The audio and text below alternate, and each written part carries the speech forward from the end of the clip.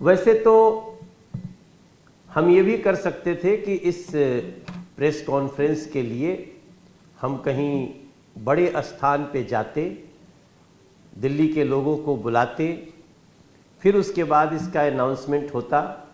लेकिन चूंकि भारतीय जनता पार्टी की जो केंद्र सरकार है वो लगातार लोगों के लिए अच्छा करने में विश्वास करती है, इसलिए हमारी सारी ये योजनाएं हम इसको बड़े आराम से लोगों तक पहुंचाने के लिए हर स्तर पे जाते हैं। आज हम थ्रू मीडिया दिल्ली को एड्रेस कर रहे हैं और हम निश्चित रूप से अब हम कॉलोनियों में भी जाएंगे। कहाँ जाएंगे? अनधिकृत कॉलोनियों में जाएंगे, अनाधिकृत नियमित कॉलोनियों में जाएंगे, लाल डोरा जहाँ है वहाँ जाएंगे, यहाँ तक कि जो लाल डोरा का विस्तार हुआ है वहाँ भी जाएंगे, कश्मीरी विस्थापितों के लिए जो कॉलोनीज बनी है वहाँ भी जाएंगे।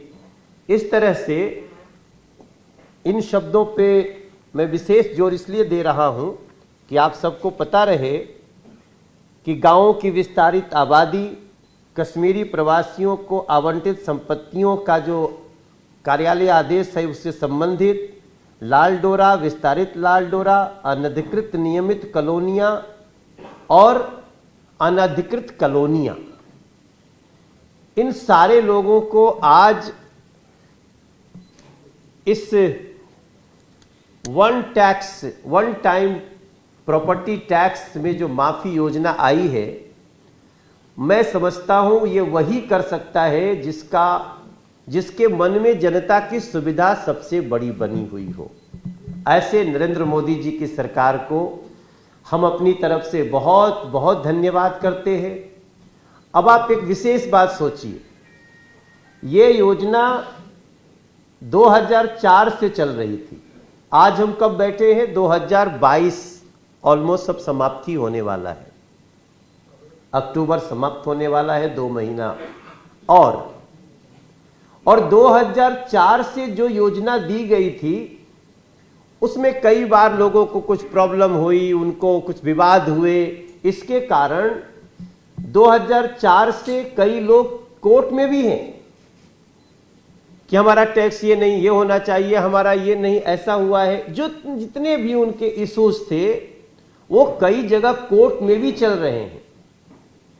और ये जो वन टाइम प्रॉपर्टी टैक्स माफी योजना आई है, ये उन सारे कोर्ट के केसेस को भी समाप्त करती है। अब 2017 और 18 से पहले के जितने भी प्रॉपर्टी टैक्स हो, आवासीय टैक्स हो, इन जगहों के वो समाप्त हो गए। करना क्या है? अब 2018 के बाद अब तक जिसको यहां पे लिखा जा रहा है 1+5 एंड 1+6, 1+5 माफी योजना है, वो आवासीय लोगों के लिए है, जो रेसिडेंशियल लोग हैं, रहते हैं उन कॉलोनियों में, घरों में। और 1.6 है, ये कॉमर्शियल के लिए भी है। मैं समझता हूं हम जितनी जल्दी प्रेस कॉन्फ्रेंस बैठ गए हैं, इससे बहुत, इसके लिए हम रामलीला मैदान का भी चुनाव कर सकते थे, लेकिन चूंकि हमें मीडिया पे भी बहुत भरोसा है, थ्रू मीडिया आजकल बहुत सारी चीजें घर घर जाती हैं, इसलिए हम दिल्ली की विद्वान मीडिया के थ्रू ये बातें ले रहे हैं। आपके आसपास कितने लोग ऐसे मिल जाएंगे जो लगातार एमसीडी का चक्कर लगाते रहे, क्योंकि उनका 2004 से टैक्स जो बनता था उसमें कोई दूसरा कुछ कर नहीं सकता था, और अगर कोई एक संस्था इसमें राहत दे सकती थी तो वो थी केंद्र सरकार, नरेंद्र मोदी जी की सरकार। और एक प्रकार से मैं ये भी निवेदन करूंगा कि इसको, जो अनधिकृत कॉलोनियों का जिसने दाग कलंक मिटाया था, जिस नरेंद्र मोदी जी ने, उनकी ये दूसरी योजना उसमें और भी उसको परिपूर्ण करती है। आप सबको याद है हम लोगों ने 18-19 में जो कॉलोनियों को कहा जाता था ये अनऑथराइज हैं, अनधिकृत का एक कलंक लगा होता था, तलवार लटकती रहती थी, पता नहीं कब टूट जाए, पता नहीं कब उस पर कोई बड़ा एक्शन हो जाए। तो उस समय नरेंद्र मोदी जी ने, आपको याद होगा, उन्होंने अनाधिकृत का दाग ही मिटा दिया। नहीं, ये कॉलोनी अब अनाधिकृत नहीं है, जहां है जैसे है, अब इसको जो इसका मालिक है, एक सरकारी संपत्तियों को छोड़ करके, सरकारी जमीनों को छोड़ करके, उनको वो उनका अपना है, वो रजिस्ट्रेशन कराइए और अपना मालिक बन जाइए। हालांकि वो रजिस्ट्रेशन की प्रक्रिया भी है, जो उसकी स्पीड हम बहुत अच्छी नहीं मानते, आज फिर कहेंगे कि आप उस कार्य को करा लीजिए। और अब आज तो 2004 के बाद की सारी टैक्स आपके प्रॉपर्टी की, आपके आवास की, सब कुछ 2018 तक और कॉमर्शियल का 2017 तक माफ कर दिया गया। 1+5, 1+6, मैं समझता हूं आज में दिल्ली की हर घरों में रहने वाले अनाधिकृत कॉलोनी, अधिकृत नियमित कॉलोनियां, इन सारे लोगों से, लाल डोरा के लोग, जितना नाम हमने लिया, उन सभी लोगों से मेरी प्रार्थना है कि आप 2023 के जनवरी तक ये योजना चलने वाली है।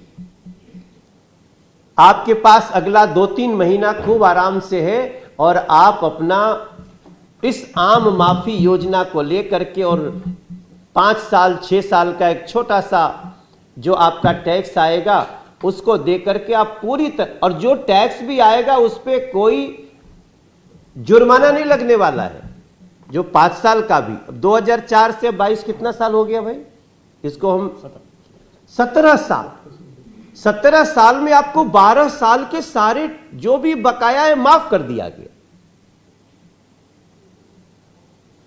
तो दिल से तो निकलता ही है, धन्यवाद मोदी जी।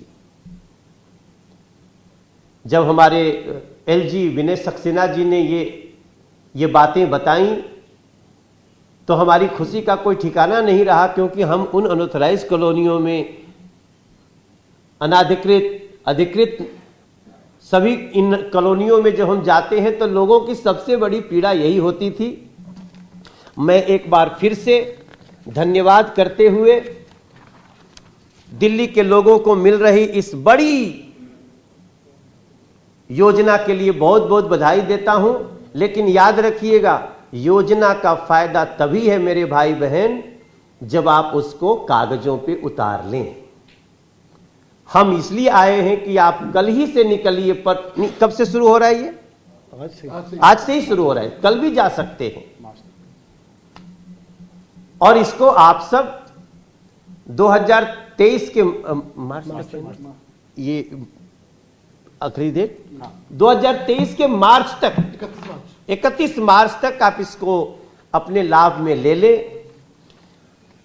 और इसी के साथ मैं एक बार फिर से मैं दिल्ली बीजेपी के तरफ से भी सभी लोगों को धन्यवाद करना चाहता हूं, क्योंकि ये उनके सकारात्मक सोच का नतीजा है और दिल्ली को ये बहुत बड़ी राहत स्वीकार हो। धन्यवाद। कोई सवाल? जी प्रियंका जी। मनोज जी, अरविंद केजरीवाल ने आज कहा है कि जो करेंसी है, भारतीय करेंसी, उस पर लक्ष्मी गणेश की तस्वीर भी होनी चाहिए गांधी जी के साथ। आपका क्या रिएक्शन है? देखिए, आज अरविंद केजरीवाल जी को अपना जो भद्दा चेहरा है, जो सत्य सनातन के प्रति, हिंदू देवी देवताओं के प्रति, उसको छुपाने की असफल कोशिश कर रहे हैं। चूंकि इनके पार्टी के लोग, इनके गुजरात के अध्यक्ष, इनके कैबिनेट मिनिस्टर हिंदू देवी देवताओं को इतनी गालियां दे चुके हैं, इतना गालियां ही नहीं बल्कि उसको ना मानने के इतने बड़ी बड़ी बातें वो सार्वजनिक रूप से कर चुके हैं और अभी भी पार्टी में बने हुए। वो गौतम जी भी बने हुए हैं और उनके गुजरात के प्रदेश अध्यक्ष भी बने हो। तो अब इसके बाद आप सोचिए, कोई उस पार्टी का नेता जो उसको ऐसी गालियों को संरक्षण दे रहा है, ब्रह्मा विष्णु महेश का अपमान का, राम जी के अपमान का, कृष्ण जी के अपमान का। तो जब इतना अपमान और गाली दे चुके तो अब क्या करेंगे चुनाव में? तो चुनाव में अपनी फेस सेविंग के लिए कोई नई नई साजिशें लाएंगे। हमें तो हंसी आ रही है उनकी इस सोच पे कि आप एक तरफ भगवान को गाली दे रहे हो और चुनाव में आप आकर के एक ऐसी बात कह रहे हैं जो हमें तो स्वीकार है। हमने तो आप बिना आपके चिट्ठी लिखे भी हमने महाकाल का एक स्वरूप बना दिया। आपके बिना चिट्ठी लिखे भी हमने भगवान राम का भव्य मंदिर बनाना शुरू कर दिया, जिसको आप कहते थे कि हमारी नानी कहती थी। अरविंद केजरीवाल जी को जब भगवान श्री राम का मंदिर बनने का चल रहा था, तब वो अपनी नानी जी को रेफर करते थे कि हमारी नानी कहती थी। आगे का बात आप सबको पता है। मतलब जो भगवान श्री राम के भव्य मंदिर का भी विरोध करते थे, वो आज एक चुनावी मुखौटा लेकर के आए हैं। तो उनको याद रहे कि नरेंद्र मोदी जी सत्य सनातन के लिए जो कार्य कर रहे हैं, उसको आप सोचना तो दूर, अब शायद आपका विचार बदले कि आप कम से कम उनका आदर करें और अपने गुजरात के प्रदेश अध्यक्ष को आज ही सस्पेंड कर दो। आप अपने जो आपके कैबिनेट मिनिस्टर जिनको सिर्फ पद से हटाए हैं, उनको भी पार्टी से निकाल दो। तब शायद कुछ लोगों को लगे कि हाँ भाई, गुजरात के गालीबाज अध्यक्ष को हटा दिया, तब हम समझे कि शायद तुम्हारे मन में कुछ है। अच्छा।